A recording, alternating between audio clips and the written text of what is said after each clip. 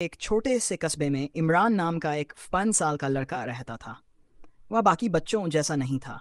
जहाँ उसके दोस्त मोबाइल गेम्स में लगे रहते, वहीं इमरान को पुरानी किताबें पढ़ना बहुत पसंद था। कस्बे के कोने में एक पुरानी धूल से भरी लाइब्रेरी थी। लोग कहते थे कि वह लाइब्रेरी अब बंद होने वाली है क्योंकि वहाँ कोई आता ही नहीं था। लेकिन इमरान हर रविवार वहाँ ज़रूर जाता। एक दिन जब वह लाइब्रेरी के सबसे पुराने हिस्से में गया तो उसे एक अजीब सी किताब मिली। उस किताब पर मोटे अक्षरों में लिखा था, समय की किताब। किताब पर धूल की मोटी परत जमी थी, जैसे सालों से किसी ने उसे छुआ ही न हो। जैसे ही इमरान ने किताब खोली, अचानक कमरे की लाइटें झिलमिलाने लगीं। हवा तेज हो गई, पन्ने अपने आप पलटने लगे, और फिर उसके सामने एक चमकता हुआ दरवाजा खुल गया। भागदू भविष्य की दुनिया। डरते डरते इमरान उस दरवाजे के अंदर चला गया। जब उसने आंखें खोलीं तो वह एक अजीब शहर में था। आसमान में उड़ती गाड़ियां थीं, रोबोट लोग काम कर रहे थे, और हर जगह चमकदार इमारतें थीं।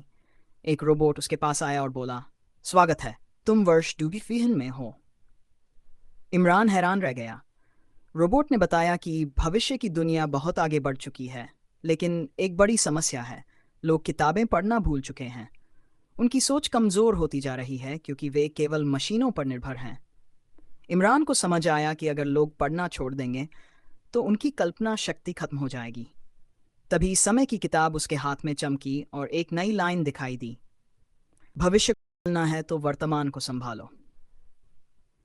भागती वापसी और मिशन। अचानक सब कुछ घूमने लगा और इमरान वापस उसी लाइब्रेरी में आ गिरा। अब उसे समझ आ चुका था कि उसका काम क्या है। अगले दिन से उसने अपने दोस्तों को लाइब्रेरी में बुलाना शुरू किया। शुरुआत में कोई नहीं आया, सबने उसका मजाक उड़ाया, लेकिन इमरान ने हार नहीं मानी। उसने स्कूल में बुक क्लब शुरू किया। उसने कहानियां सुनाई, छोटी छोटी प्रतियोगिताएं रखीं। धीरे धीरे बच्चे आने लगे। लाइब्रेरी जो पहले सूनी रहती थी अब बच्चों की हंसी से गूंजने लगी। भागजर असली जादू। 1 साल बाद वह लाइब्रेरी कस्बे की सबसे लोकप्रिय जगह बन चुकी थी। स्कूल के टीचर भी वहां आने लगे। एक दिन इमरान फिर उसी पुराने कोने में गया। वह किताब अब वहां नहीं थी।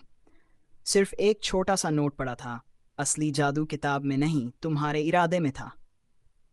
इमरान मुस्कुराया। उसे समझ आ गया, समय बदलने की ताकत किसी जादुई किताब में नहीं, बल्कि इंसान की सोच और मेहनत में होती है।